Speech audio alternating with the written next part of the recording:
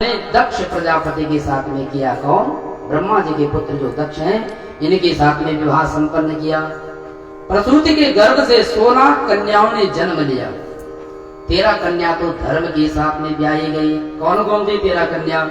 श्रद्धा, मैत्री, दया, शांति, तुष्टि, पुष्टि, प्रियोन्नति, बुद्धिर्मेधा, धृतिः, मूर्ति धर्मस्य पत्न्यः।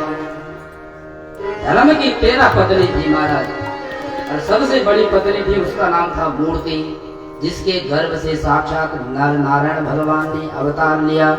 बोले नर नारायण भगवान की जय। नर नारायण भगवान जो आज भी बद्रीनाथ धाम में विराजमान है, और वही द्वापर में कौन आए? कृष्ण और अर्जुन बनकर आए। प्रसूति के 13 कन्याओं का विवाह तो महाराज धर्म के साथ में हुआ। एक कन्या का विवाह पितरों के साथ में हुआ, जिसका नाम क्या था? स्वधा। इसलिए जब भी ब्राह्मण देवता तर्पण करते थे, बोलते तस्मै स्वधा, तस्मै स्वधा। और एक कन्या का विवाह किया अग्नि देवता के साथ में, उसका नाम था स्वाहा। इसलिए जब भी आप हवन करते तो क्या कहते हैं? स्वाहा, है ना?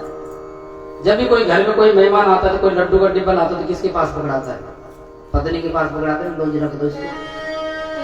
पति के पास से पकड़ाए वो पत्नी के पास पकड़ा दे रखो महाराज। उसी प्रकार से यज्ञ नारायण की पत्नी है स्वाहा। जब आहुति हम स्वाहा करके डालते तो यज्ञ नारायण भगवान उसको ग्रहण कर लेते हैं। बोले यज्ञ नारायण भगवान की। इस प्रकार से कितनी पुत्रियां हो गई? 15 का विवाह तो हो गया। 16वीं जो बेटी थी उनका नाम था सती। सती का विवाह किसके साथ में किया? दक्ष प्रजापति ने भगवान भूत भावन भगवान भोलेनाथ के साथ में। और सती की कोई संतान नहीं हुई। दक्ष ने एक बार अपमान कर दिया था, जिसके फलभूत सती ने अपना देह त्याग दिया था, जिसके कारण सती की कोई संतान नहीं हुई। विदुर जी महाराज ने मैत्रेय जी से पूछ दिया, महाराज ये कथा जो सुना रहे हैं, मैत्रेय जी विदुर जी को सुना रहे हैं। विदुर जी ने हाथ जोड़ के पूछा, भगवान ये तो बताइए, भगवान भोलेनाथ तो परम स्वभाव शांत स्वभाव के हैं, फिर दक्ष ने भगवान भोलेनाथ का अपमान क्यों कर दिया? ऐसा क्या कारण था? तब मैत्रेय जी महाराज बड़ी विस्तार से सती चरित्र सुनाते हैं। मैत्रेय महाराज कहते हैं, विदुर जी महाराज एक बार ब्रह्मा जी ने अपने पुत्र दक्ष को प्रजापति घोषित कर दिया। और जब किसी को बहुत बड़ा पद मिल जाता है तो अभिमान अपने आप ही आ जाता है। दक्ष को जैसे प्रजापति बनाया तो अभिमान जागृत हो गया। बड़ अधिकार दक्ष जब पावा, अति अभिमानो हृदय तब आवा। बड़ अधिकार दक्ष जब पावा, अति अभिमानो हृदय अधिकार दक्ष जब पावा, अति अभिमान हृदय तब आवा। नहीं को अतुल जन जग माए, नहीं को अतुल जन जग माए। प्रभुता पाई जाए मत नाई, प्रभुता पाई जाए मत नाई। दक्ष प्रजापति को जैसे प्रजापति बनाया महाराज, तो बड़ अधिकार दक्ष जब पावा। जब कोई हमें अधिकार दिया जाता है तो हमारे ऊपर अभिमान ग्रसित हो जाता है। विद्या मदो धन मदस्ति योगी जनो मदा, मदा एते मलित्तानाम एताम दमः। कहा महाराज किसी को विद्या का अभिमान होता है, विद्या मदो धन मदस, किसी को धन का मद होता है। विद्या मदो धन मदस्ति योगी जनो मदा। किसी को अभिमान होता है, बड़े घर में जन्म लेने से कोई अभिमान करता है, महाराज मैंने बड़े घर में जन्म लिया। पर भगवान कहते हैं, कहाँ? अष्टम स्कंद में कहते हैं, जन्म कर्म वयो रूप विद्येश्वर्य धनादिभिः यद्यस्य न भवेत् स्तम्भस्तत्रायं मदनग्रह। भगवान कहते हैं कि किसी को जन्म का अभिमान होता है, किसी को कर्म का अभिमान होता है, किसी को धन का अभिमान होता है। संसार में सबको अभिमान होता है, और किसको अभिमान नहीं होता है? मदनुग्रह। जिसके ऊपर मेरा अनुग्रह होता है उसको कभी जीवन में अभिमान नहीं होता है। पर लेकिन दक्ष प्रजापति को जैसे पद मिला, महाराज अभिमान में घटित हो गया। एक दिन सभा हुई, उस सभा में बड़े बड़े देवता आए, ब्रह्मा विष्णु महेश जितनी देवी देवता है सब पहुंचे। कहा? हरिद्वार कनगल में पहुंचे। कनगल क्षेत्र में जैसे आए सभी देवी देवता, यज्ञ चल रहा है, तो दक्ष प्रजापति सबका अधिकारी है, बड़ा मंत्री है, ऊंचे पद में विराजमान है। उसमें बड़े बड़े देवता आ रखे हैं, और जैसे दक्ष प्रजापति ने उस सभा में प्रवेश किया तो सभी ने खड़े होकर स्वागत किया। पर लेकिन वहां 3 लोग खड़े नहीं हुए। कौन कौन? ब्रह्मा विष्णु और महेश। जब 3 लोग खड़े नहीं हुए तो दक्ष प्रजापति को बड़ा क्रोध आ गया कि सबने मेरा स्वागत किया, मुझे प्रणाम किया, लेकिन ये तीनों को क्या हो गया, प्रणाम क्यों नहीं कर रहे हैं? दक्ष ने मन में विचार किया कि कोई बात नहीं, नारायण ने प्रणाम नहीं किया तो सबका ही नारायण है, पूरी ब्रह्मांड का नायक है, ये नहीं करेगा प्रणाम तो चल जाएगा। ब्रह्मा जी ने भी यदि प्रणाम नहीं किया तो कोई बात नहीं, मेरे पिता है, चलेगा। पर लेकिन ये जो ये शंकर बैठा है, भूतों का राजा, ये राख लगाई रहती है 24 घंटे, इसलिए मेरा स्वागत नहीं किया, ये तो मेरा जवाई है, मेरे से छोटा है, इसलिए स्वागत क्यों नहीं किया? उसी समय दक्ष ने भरी सभा में कह दिया, श्रूयतां ब्रह्मर्षयो में सहदेवा सहाग्नयः साधूनां ब्रुवतो वृत्तं नाज्ञानान्न च महत्सरा। दक्ष ने पूरी सभा में कह दिया, श्रूयतां ब्रह्मर्षयो में सहदेवा सहाग्नयः। अच्छी सभा में अच्छे लोगों का आगमन होना चाहिए, दुष्ट लोगों का आगमन नहीं होना चाहिए। सभी लोग एक दूसरे को देखने लगे, भैया कौन है हमारे बीच में दुष्ट? जब एक दूसरे को देखने लगे तो दक्ष ने कहा, तुम्हें दिखाई नहीं देता? ये भूतों का स्वामी जो शंकर बैठा है, इसे तो कोई मान सम्मान का कोई मतलब ही नहीं है, इसने मेरा स्वागत तक नहीं किया। अयम तो लोकपालानां यशगनो निरपत्रपाः। दक्ष प्रजापति कहता है, ये दुष्ट यहाँ निर्लज्ज बैठा हुआ है शंकर, इसने मेरा मान सम्मान नहीं किया है। निरपत्रता माने होता है निर्लज्ज, और दूसरा अर्थ संत करते हैं निर्गता अपसम्मता त्राणम रक्षणम एसाम ते निरपत्रपाः तान रक्षक हीनान इति निरपत्रपाः। दूसरा अर्थ संत करते हैं, निरपत्रपा का अर्थ होता है कि जो सबकी रक्षा करता है उसका नाम निरपत्रपा कहते हैं। एक अर्थ होता है निर्लज्ज, एक होता है निरपत्र माने जो सबकी रक्षा करता है। और भगवान भोलेनाथ बराबर दयालु संसार में कोई है ही नहीं। भले दक्ष ने कह दिया कि दुष्ट ने मेरा मान सम्मान नहीं किया, पर लेकिन संत कहते भगवान भोलेनाथ बराबर दयालु कोई नहीं। कैसे? महादेव महादेव महादेवेति यो वदे एकेन मुक्तिमाप्नोति द्वाभ्यां संपूर्णिर्भवे। कहा है महाराज महादेव महादेव यदि 2 बार या 3 बार कोई उच्चारण कर देता है, द्वाभ्यां ऋणिर्भवे, 2 बार भी यदि महादेव उच्चारण कोई व्यक्ति कर देता है तो भगवान भोलेनाथ उसके ऋणी हो जाते हैं। एकेन मुक्तिमाप्नोति द्वाभ्यां ऋणिर्भवे। तीसरी बार यदि उच्चारण व्यक्ति करता है महाराज तो भगवान भोलेनाथ दौड़कर उस कैलाश को छोड़कर उस भक्त के पास आ जाते हैं। भगवान भोलेनाथ इतने दयालु हैं कि एक बार एक चोर भगवान के शिवालय में आया, भोलेनाथ के शिवालय में। शिवालय में देखा महाराज शिवालय में कुछ मिलता है नहीं। कृष्ण कन्हैया के मंदिर में जाओगे तो सोना मिलेगा, चांदी मिलेगा, और लेकिन भगवान भोलेनाथ तो भक्कड़ है, उनके मंदिर में कुछ नहीं मिलता, केवल एक शिवलिंग रहता है। ऊपर से क्या रहता है? एक कढ़ाई वो रहती है गागर। तो महाराज भोले बाबा के मंदिर में तो कुछ रहता नहीं। चोर आया महाराज, उसने देखा यहाँ तो कुछ है भी नहीं, क्या करे? अब एक तांबे का जैसे वो पात्र उसको दिखाई दिया, उसने विचार किया कि इसी को ले चलता हूं, पर ले जाए कैसे, हाथ तो पहुंच ही नहीं पाया। तो उस चोर व्यक्ति ने क्या किया, शिवलिंग के ऊपर खड़े होकर जैसे तांबे का पात्र निकाला, उसी समय भोलेनाथ शिवलिंग से प्रकट हो गए। और जैसे भोलेनाथ शिवलिंग से प्रकट हुए, कहा बेटे कुछ मांग, आज मैं तुझ पर प्रसन्न हो गया। चोर ने कहा प्रसन्न हो गए, मैं तो चोरी करके ले जा रहा था। ये भोले बाबा कह रहे प्रसन्न हो गए। चोर बड़ा आश्चर्यचकित हो गए। भगवान भोलेनाथ ने कहा मैं इसलिए तुझ पर प्रसन्न हो गया कि कोई मुझे पत्ता चढ़ाता है, कोई पुष्प चढ़ाता है, कोई दूध चढ़ाता है, कोई दही चढ़ाता है, और तूने तो अपने आप को मुझको चढ़ा दिया, इसलिए मैं तुझ पर प्रसन्न हूँ, कुछ मांगो। तो भगवान भोलेनाथ इतने दयालु हैं कि जो असरण्य भी हैं उनको शरण देने वाले हैं। बोली शंकर भगवान की। एक बार भूत पिशाच भगवान भोलेनाथ के पास रोते रोते पहुंचे, हे भोलेनाथ हमारी रक्षा करो। भोलेनाथ ने क्या दिक्कत है आपको? भूतों ने कहा महाराज जिसके घर में भी घुसते हैं, कोई डंडे से मारता है, कोई तलवार से मारता है, भगा देते हैं हम घर से, हम कहाँ जाएं? आपने तो हमें बनाया है।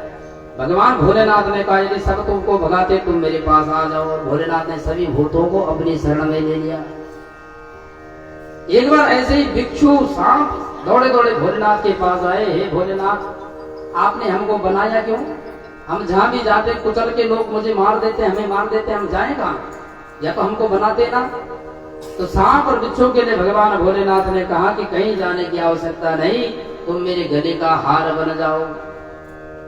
कर्पूर गौरम करुणावतारम संसार सारम भुजगेंद्रहारम सदा वसंतम हृदयारविंदे भवम भवानी सहितम नमामि। ऐसे हैं भोलेनाथ, सबको शरण देते हैं, पर लेकिन दक्ष की समझ में नहीं आ रहा महाराज।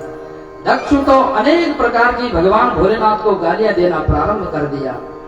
एक व्यक्ति ने पूछ दिया जब भोला इतना दुष्ट था, ये शंकर इतना दुष्ट है, तो तूने अपनी बेटी का विवाह क्यों कर दिया इसके साथ में? तो दक्ष ने कहा कि मैं कभी नहीं करता इसके साथ में विवाह, मेरी पुत्री तो मृग नयनी है। गृहीत्वा मृग सावाक्षा पाणिम मरकटलोचना। दक्ष कहता है मेरी पुत्री तो कितनी सुंदर है, मृग लोचनी है, और ये तो बंदर की आंख जैसा है। मैं कभी भी इसके साथ में अपनी बेटी का विवाह नहीं करता, पर पिताजी ब्रह्मा जी ने कहा था इसलिए मुझे करना पड़ा। अब जो अनेक प्रकार से गाली देने लग गया दक्ष, तो भगवान भोलेनाथ की जो सवारी है, नंदी जो सेवक है भगवान के, उनसे नहीं रहा गया। और जैसे नंदी बार बार सुनता गया, नंदी ने विचार किया कि अब सुनने वाला नहीं हो, क्यों? हरि हर निंदा सुनई जो काना, होई पाप गो क्षमाना। नंदी ने विचार किया कि जो मेरे स्वामी का अपमान सहन कर देता है उसको पाप गौ हत्या का पाप लगता है, और हम लोग तब से सुनते जा रहे हैं, हमारे स्वामी का अपमान हो रहा है, दक्ष गालियां दे रहा है और हम ऐसे बैठे हैं। नंदीश्वर तुरंत खड़े हो गए। नंदीश्वर ने दक्ष को कह दिया, हे दक्ष प्रजापति, तुझे इतना बड़ा पद क्या मिल गया, तुझे इतना अभिमान हो गया जो भगवान भोलेनाथ का इतना अपमान कर रहा है। भगवान भोलेनाथ ने समझा अरे नंदी बैठ गया, कोई बात नहीं, हमारे ससुर जी तो हैं, ससुर जी तो गाली देते रहते हैं, शादी में भी देते, उसके बाद भी देते, कोई बात नहीं, देने दो, ससुर ही तो है। नंदी चुपचाप बैठ गए महाराज। अब तो महाराज दक्ष का इतना दुस्साहस बढ़ गया, तो गाली और ज्यादा बढ़ गई। अब की बार तो दक्ष ने कह दिया इस शंकर को किसी भी यज्ञ में भाग न मिले, कोई भी इसको कोई भाग ना दिया जाए। अब नंदीश्वर से नहीं रहा गया। नंदीश्वर अब की बार उठ पड़ा और बोल पड़े, हे दुष्ट दक्ष प्रजापति, तुझे ये पद का अभिमान है, मैं भी तुझे शाप देता हूं कि तुझे बकरी का सिर लग जाए। नंदीश्वर ने शाप दिया कि तुझे बकरी का सिर लग जाए। अब तो महाराज जो भृगु मुनि थे, आचार्य थे यज्ञ के, भृगु जी खड़े हो गए अपनी दाढ़ी पकड़ के। भृगु जी ने कहा, अरे नंदी, ये ससुर और दामाद की बीच की लड़ाई थी, तूने बीच में क्यों बोला भैया? इसलिए मैं भी शाप देता हूं कि जितने भी भगवान भोलेनाथ के गण हैं सब पाखंडी हो जाए। अब तो महाराज जितने भी भगवान भोलेनाथ के गण थे सबको बड़ा क्रोध आ गया। सभी गण भगवान भोलेनाथ के खड़े हो गए कि शाप दे रहे हो हमें, हम पे भी शक्ति, हम भी साप देते हैं। और भृगु मुनि को और सभी जितने आचार्य थे सबको साप दे दिया। सर्वभक्षा द्विजातया, हे ब्राह्मणों तुम यज्ञ में आए हो इसलिए हम साप देते हैं कि तुम भिखारी बन जाओ। भृगु जी महाराज डर गए, महाराज भिखारी बनना पड़ेगा हमें। अब तो महाराज भोलेनाथ देखते चले गए, यहाँ तो महाराज स्वागत समारोह था, यहाँ तो साप समारोह होने लग गया। अब क्या किया जाए? भोलेनाथ बड़े चिंतित हो गए, पर भोलेनाथ बड़े मौन बैठे क्योंकि उनका नाम ही शंकर है, भोले हैं। भोलेनाथ ने विचार किया कि यहाँ रुकना ठीक नहीं है, तो साप समारोह हो गए महाराज, ऐसा ना हो कि दो दो हाथ भी हो जाए, इसलिए यहाँ से हम लोग निकलते हैं। भोलेनाथ ने अपने गणों को तैयार किया और कहा कि चलो यहाँ से हम तो अपने कैलाश में चलते हैं। भोलेनाथ ने अपने गणों को लेकर कैलाश में चले गए, पर लेकिन दक्ष प्रजापति के हृदय में वो गांठ बंध गई। बिगड़ी बात बने नहीं, लाख करो किन कोई, गए मन फाटे दूध को, मथे न माखन हो। यदि दूध फट जाता है तो उसका माखन बनना बड़ा मुश्किल होता है। बनता है क्या? कभी भी नहीं बनता। रहे मन फाटे दूध को, मथे न माखन हो। दूध यदि फट जाता है तो उसे माखन बनाना बड़ा मुश्किल है। उसी प्रकार से इसके हृदय में गांठ लग गई। रहे मन धागा प्रेम का, मत तोड़ो चटकाए, और टूटे से फिर ना जुड़े, जुड़े गांठ पड़ जाए। कोई धागा यदि टूट जाता है महाराज, तो टूटने के बाद जुड़ेगा तो जरूर पर, लेकिन दूर से उसमें गांठ दिखाई देगी बीच में। और यदि कोई कपड़ा भी सिलोगे तो सिला नहीं जाएगा, वहीं पे अटक जाएगा। उसी प्रकार दक्ष प्रजापति के हृदय में गांठ लग गई कि भोले बाबा ने मेरा अपमान किया था, उस दिन मेरा स्वागत नहीं किया था। तो अब की बार दक्ष ने एक दिव्य यज्ञ का आयोजन किया। कहाँ? हरिद्वार में। और जैसे ही दिव्य आयोजन किया तो सभी देवी देवताओं को निमंत्रण दिया। भगवान नारायण को निमंत्रण दिया, ब्रह्मा जी को दिया, इंद्रादि के देवताओं को निमंत्रण दिया, लेकिन भगवान भोलेनाथ को कोई निमंत्रण नहीं दिया। अब तो महाराज जैसे ही यज्ञ का समय आया तो सभी देवी देवता सब विमान में बैठकर सभी जा रहे हैं। जहाँ कहाँ से रहे हैं? कैलाश के ऊपर से जा रहे हैं। जब कोई दो व्यक्तियों का झगड़ा होता तो पड़ोसी बड़ा फायदा उठाता है महाराज, और लड़ो और लड़ो। उसी प्रकार से कैलाश के ऊपर सभी देवी देवता जा रही है, सभी अप्सराएं जा रही हैं। माता सती ने जैसे ये दृश्य देखे, लोग जा पा रहे हैं, मुझे तो लगता है कि हरिद्वार की तरफ जा रहे हैं। माता सती बार बार अपने मन को मनाती कि चलो कोई बात नहीं, जाने दो, को कहीं भी जा रहे। और माता सती से नहीं रहा गया, क्योंकि माताएं हमेशा कच्चे हृदय की होती, पूछ ही लेते, एक बार पूछ ही लेते कहाँ जा रही भैया, मैं भी तैयार होती होगी। सती मैया ने आखिरकार पूछ ही दिया, अरे बहना कहाँ जा रहे हो सज धज के? तुम देवी ने कहा तुम्हें पता नहीं है, तुम्हारे पिता ने इतना बड़ा यज्ञ रखा है और तुम्हें कोई निमंत्रण तक नहीं दिया। सती मैया ने उनसे तो कुछ नहीं कहा, पर मन में बड़ी ग्लानि हो गई सती मैया को, मेरे पिता ने मेरे को निमंत्रण नहीं दिया, इतना बड़ा यज्ञ हरिद्वार में हो रहा है फिर भी निमंत्रण नहीं दिया। आज सती मैया भगवान भोलेनाथ के चरण बड़े धीरे से दबाने लग गई।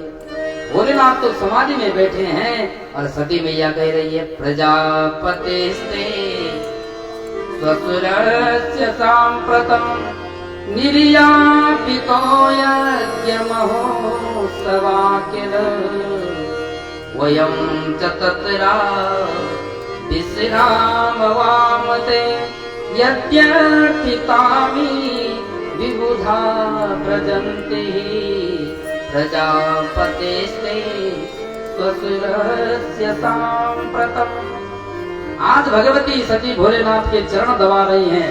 भोलेनाथ ने पूछ ही दिया, अरे देवी आज तो बहुत ज्यादा सेवा कर रही है, और दिन तो इतने चरण नहीं दबाती, आज तो बहुत चरण दबा रही, क्या बात है? सती भगवती ने कहा कि हम तो परम पतिव्रता स्त्री हैं, हमारा फर्ज ही है कि आपकी सेवा करना। भगवान भोलेनाथ ने कहा कि कोई ना कोई तो काम होगा, बता तो सही। भगवती सती ने कह दिया, वयं च तत्र विश्रामवामते, यद्यर्थितानि विबुधा व्रजन्ति, भगवती सती कहते हे भोलेनाथ तुम्हें दिखाई नहीं दे रहे ऊपर से कितने विमान जा रहे हैं। भगवान भोलेनाथ ने कहा ये तो मैं सुबह से देख रहा हूं। सती ने कहा इसका मतलब आपको सब मालूम है। भगवान ने कहा कि ये मालूम नहीं कि कहां जा रहे हैं। सती मैया घुमा कर कहते प्रजापतिस्ते ससुरस्य सांप्रतम। भगवती सती ने ये नहीं कहा कि मेरे पिताजी का यहाँ यज्ञ हो रहा है। यहाँ सती मैया गई प्रजापतिस्ते ससुरस्य सांप्रतम, आपके ससुर के यहाँ बहुत बड़ा यज्ञ हो रहा है। क्यों? ताकि भोलेनाथ को अपनत्व प्रतीत हो। याद रखना जीवन में माताएं हमेशा ज्यादा क्या बोलती, मेरा मायका, मेरा भैया, मेरे पिताजी, मेरा शब्द ज्यादा आता है महाराज। लेकिन भगवती सती ने मेरा मेरा नहीं कहा। क्यों? ताकि भोलेनाथ भी तैयार हो जाए। ये किसी को मनाने का तरीका है। जब कोई भी पत्नी या कोई स्त्री जब मायके जाती है तो उसका थोड़ा मनाने का तरीका होता है कि आपके ससुर के घर में ये हो रहा है। तो प्रजापतिस्ते ससुरस्य सांप्रतम, हे भोलेनाथ तुम्हें मालूम नहीं है कि तुम्हारे ससुर के घर में बहुत बड़ा यज्ञ हो रहा है। भोलेनाथ ने कहा कि हो रहा है यज्ञ तो हम क्या करें। भगवती सती ने कहा फिर जाओगे नहीं क्या? यदि हम वहां जाएंगे तो कितना आनंद आएगा। इतने वर्ष हुए अभी तक गए नहीं हम। भगवान भोलेनाथ ने कहा कि जाने का मन तो नहीं है। सती कहती है अगर जाएंगे तो बहुत आनंद आएगा। कैसे? तस्मिन् भगिन्यो मम भरतर्भेष्वकये ध्रुवं गमिष्यन्ति सुहृदि दृक्षवाः। भगवती सती कहती कि मैं अपनी बहनों से इतने वर्ष हो गए अभी तक मिली नहीं। यदि बहनों से मिलूंगी तो कितना आनंद आएगा। चलो भोलेनाथ आप भी चलो। भोलेनाथ ने कहा कोई निमंत्रण आया है क्या? सती भगवती कहती है कि निमंत्रण तो कोई नहीं आया है, पर आया जरूर होगा। क्या पता कहीं डाक पे अटक गया होगा, चंडीगढ़ तक आया होगा, वहीं छूट गया होगा। भगवान भोलेनाथ कह रहे हैं सती जाने के लिए तो अवश्य जाते, लेकिन जाना उसी स्थान पे जाइए, जाना चाहिए जहाँ मान सम्मान मिले। ऐसे आवत ही हर से नहीं नैनन नहीं सने, तुलसी तहाँ न जाए चाहे कंचन बरसे में। भगवान भोलेनाथ कहते हैं हे सती वहां स्थान पे जाना चाहिए जहाँ मान सम्मान हो, जो वो हमको देखकर प्रसन्न हो जाए कि हमारे घर में कोई आया है। ऐसा ना हो महाराज हम किसी घर में गए और उसकी आंखें लाल हो गई, कहां से टपक गए यहाँ, तो कब यहाँ से जाएगा। उस स्थान पे नहीं जाना चाहिए जहाँ मान सम्मान न मिलता हो। तुलसी तहाँ न जाए चाहे कंचन बरसे में। कंचन माने सोना भी बरस रहा हो फिर उस घर में नहीं जाना चाहिए। और किस घर में जाना चाहिए? आवत ही हंस के मिले चलते दिए रोए, तुलसी ऐसे ठौर पर भूखों सोए। ऐसे स्थान पे जाना चाहिए। कहाँ? आवत ही हंस के मिले। कोई व्यक्ति हमारे दरवाजे पे आए, हम खूब गले लगाने लग गए, बड़े प्रसन्न हो गए, भैया आज रुके रहो 2 दिन बाद जाना। और चलते दिए रोए, जाते समय आंसू निकल जाए, भैया आप तो बहुत बेकार लगेंगे, आप चले जाओगे। इस प्रकार से और तुलसी वहां जाए भूखो रहो सोई। चाहे भूखा रहना पड़े, और यदि प्रेम किसी घर में यदि मिल रहा हो तो उसमें अवश्य जाना चाहिए। तो भोलेनाथ ने कहा जब कोई निमंत्रण ही नहीं आया तो उस घर में जाके फायदा क्या है। भगवती सती ने कहा हे भोले बाबा यदि आप भी नहीं गए हम भी नहीं गए तो लोग सोचेंगे क्यों नहीं आए होंगे। अब तक भोले बाबा ने अपना जो अपमान हुआ था अपनी पत्नी सती को बताया नहीं था, पर आज भगवान भोलेनाथ को बताना पड़ा। आज सती से कहा ये सती तेरे पिता ने केवल खड़े ना उठने पे मेरा इतना अपमान किया, मैं उस घर में कैसे जा सकता हूँ। स्वानां यथा वक्र धियां दुरुक्तभिर दिवानि संप्राप्यति मर्म ताड़ितः।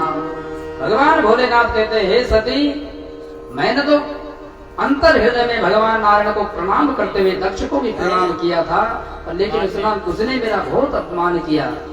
कोई बाण मार दे उसका घाव तो दवाई के बल से ठीक हो सकता है, पर शब्दों का बल वाणी का यदि कोई वाणी का घाव जब हो जाता है ना तो जीवन में ठीक होने वाला नहीं होता। उसी प्रकार तुम्हारे पिता ने मेरा बहुत बड़ा अपमान किया है। अब तो भगवती सती बड़ी विचलित हो रखी है कि अब जाएं कि ना जाएं। यहाँ मेरे पति का अपमान हो रखा है, फिर भी सती के मन में आ रहा है इतने बड़े यज्ञ कभी कभी तो होते हैं, बार बार थोड़ा होते हैं, वर्षों बाद ऐसे बड़े बड़े यज्ञ होते हैं, मुझे जाना तो चाहिए। भोले बाबा को प्रणाम किया, हे भोले बाबा यदि आप नहीं जा रहे तो कोई बात नहीं, आपके ससुर और दामाद की झगड़ा है, मेरे को जाने दो, मैं अपने पिताजी को मना दूंगी और स्वयं आपको लेने के लिए आ जाएंगे। भगवान भोलेनाथ ने विचार किया कि मेरे समझाने में भी मान नहीं रही है, इसका मतलब इसकी जाने की इच्छा है। भगवान भोलेनाथ कहते हैं, कोई सोई जो राम रचि राखा, कोई सोई जो राम रचि राखा, कोई सोई जो राम रचि राखा, कोई सोई जो राम रचि राखा, ओ करी तरक्की बढ़ावई साखा, ओ करी तरक्की बढ़ावई साखा, बढ़ावई साखा, बढ़ावई साखा। भगवान भोलेनाथ ने विचार किया कि मेरे कहने की भी जो सती नहीं मान रही है, इसका मतलब बड़ा अनर्थ कुछ होने वाला है। कोई सोई जो राम रचि राखा, ओ करे तरक बढ़ावई साखा। भगवान भोलेनाथ तो परम पुरुष परमात्मा है, वो अंतर मन से उन्होंने सब देख लिया कि क्या होने वाला है। याद रखना, जीवन में कभी भी पति की आज्ञा का अनादर नहीं करना चाहिए। यदि पति ने बोल दिया कोई बात नहीं, मायका 10 दिन बाद जाना, तो जबरदस्ती नहीं जाना चाहिए।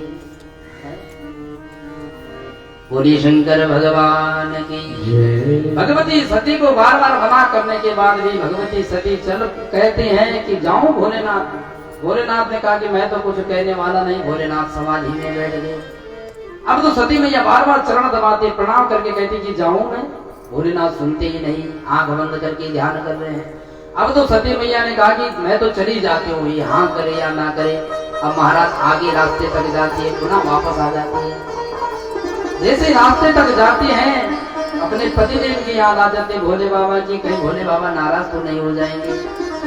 और जैसे वापस आती कहती कि मेरे पिता का यज्ञ हो रहा है, अगर नहीं जाऊंगी तो मेरे पिता भी नाराज हो जाएंगे।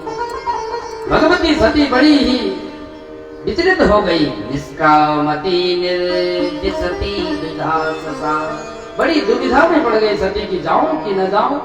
आखिर में सती भगवती ने निर्णय ले ही लिया कि मैं तो अब जाके ही रहूं। सती भगवती चल पड़ी हरिद्वार के लिए। उसी समय भोलेनाथ ने एक आंख खोल के देखा, कहीं चले गई क्या सच में। अब भोलेनाथ ने जैसे ही एक आंख खोली, तब तक सती भगवती सत में चली गई। भोलेनाथ फिर ध्यान में बैठ गए। नंदीश्वर गणों को भोलेनाथ ने कहा कि जाओ, अकेले जा रही, कहीं कुछ अनिष्ट न हो जाए, इनको साथ में ले जाओ। नंदीश्वर गण गए। भगवती सती से कहा, हे भगवती सती आप अकेले क्यों जा रहे हो माता जी, हम है ना, हमारी पीठ में बैठो और चलो। उसी समय नंदी आए। नंदी ने भगवती सती को अपनी पीठ में बैठा कर हरिद्वार ले आई।